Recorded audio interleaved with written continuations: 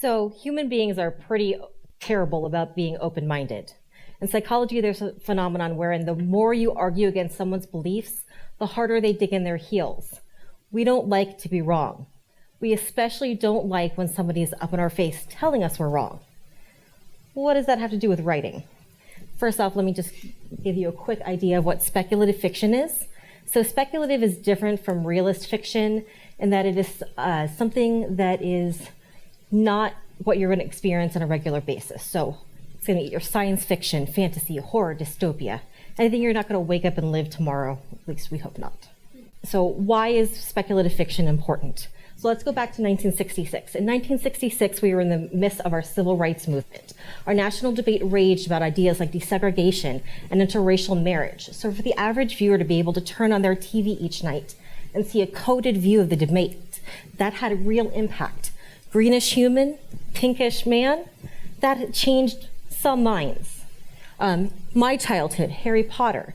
These books are an idea of how to deal with and defeat tyranny and the idea of racial superiority. And that is super important. But the reason why it works is because J.K. Rowling was sneaky about it. It's not like realist fiction where it's up in your face and sometimes can be too real for people to be able to take it back into the real world and use it. When it's sneaky, when we're talking about mudbloods, you can't really come with pre-existing ideas of how to relate to these people because mudbloods don't exist in the real world. You can only access what's available for you in the text. And what's available for you in the text is that Draco is an idiot and Hermione is a hardworking nerd who deserved her letter to Hogwarts. So what does this have to do with my own writing? So in my own writing, I want to talk about things like animal rights and sentience, bodily autonomy, the consequences of capitalism, sexual violence, and how the dehumanization of the other operates in military campaigns. And none of you want to read that book. That is not a beach read. But if I come to you and I say, hey, I have this cool story. It's about a ring of assassin spy mermaids. You might pick that up. And if I do my job right, when you're done reading it, you might be a better person and we might all live in a better world. Thank you.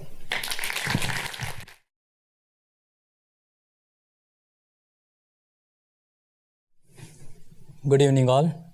I'm Dr. Karanth. Thank you for being here today.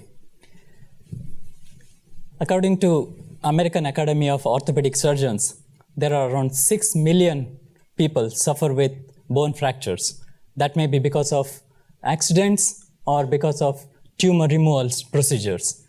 Now, these patients, after undergoing surgery, then they need to fill in this defect with some kind of a bone graft. So how do you get this bone graft? So we have to go in the same person's another bone, harvest the bone from there, or you have to go to the donor and take the bone from the donor. So this involves another surgery and there's a risk of infection. So to avoid this, are there any better ideas?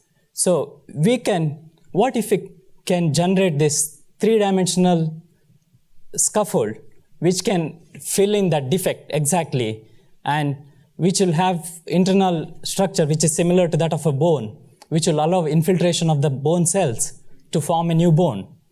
So the Department of Orthodontics and in collaboration with biomedical engineering went ahead doing a 3D printing of this scaffold using polylactic acid polymer.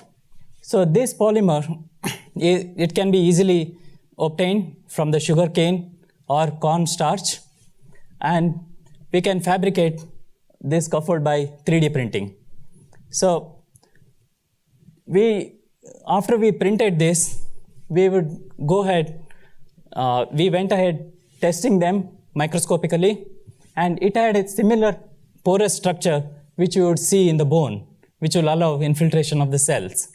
So our next step in our research is to test this scaffold, whether they resorb after you implant in the bone and how efficient they are in regenerating the bone. So our next step would be we will incorporate the patient's stem cells into this scaffold and see how they react to this scaffold. So we are hoping that in a near future, when the patient walks in with a bony defect, so we would be able to scan the 3D scanning of a patient, and we generate exactly the precise same shape defect with a scaffold, and patient's stem cells are incorporated into it, and we would, within a few months, you will see that new bone is generated in that defect. Thank you all.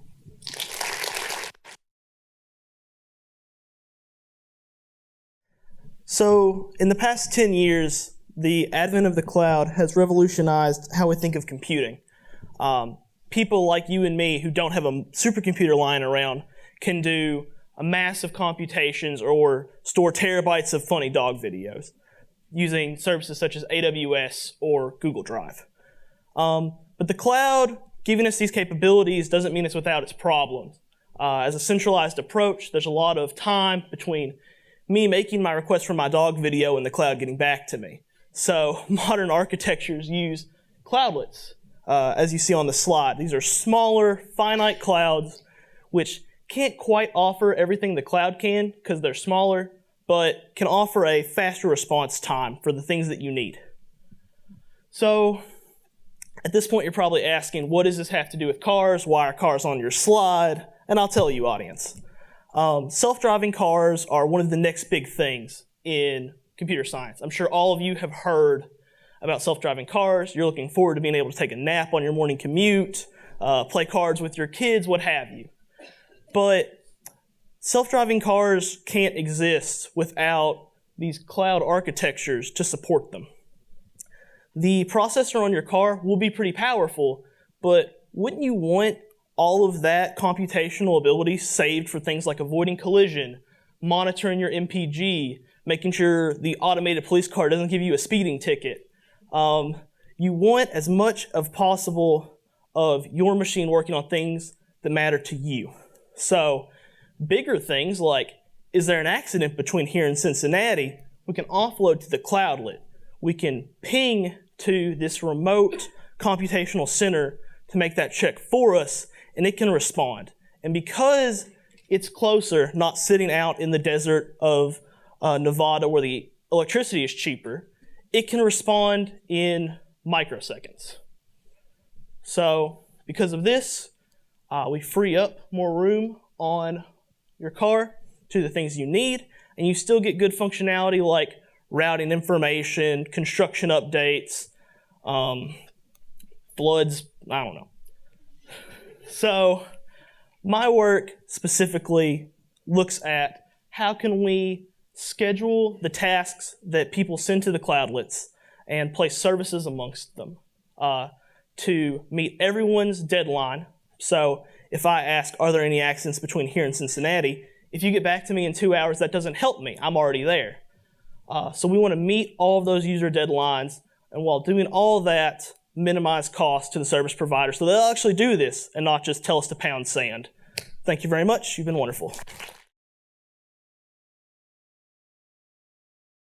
Have you ever struggled with getting yourself to do something you're supposed to do?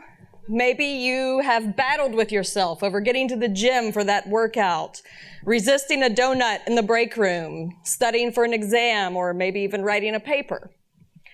One reason for this is that as people, we are notoriously bad at controlling our impulses, or in other words, exercising self-control. Self-control has been proven time and again to be an important indicator of success, both in life and in the classroom.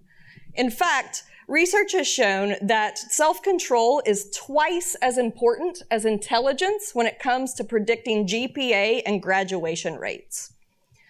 Psychologists have been trying to understand how self-control functions for a long time, and one theory that many subscribe to is that self-control is a limited energy resource. So what this means is that when we have to exercise self-control, we deplete ourselves of our self-control strength.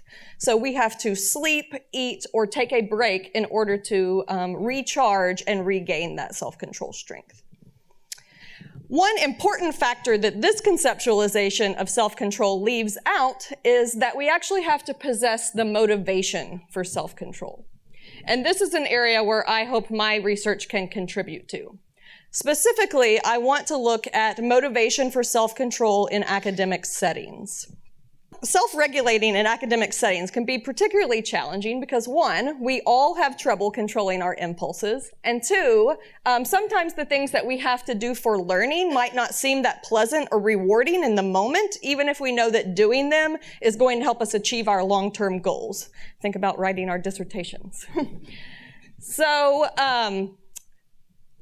I'm going to try to disentangle motivation for self-control by looking at two belief systems that have been empirically linked to motivation for self-control and human agency. Those are self-efficacy, which is someone's belief in their capabilities to exert self-control. And the other is willpower mindset. So whether someone kind of subscribes to the idea that their self-control is a limited energy resource, or if they believe that their self-control strength can be developed with practice. For my dissertation, I plan to develop and test interventions that are designed to help people win maybe at least a few more of the battles against their impulses so they can achieve their academic goals and hopefully be the people that they want to be. Thank you.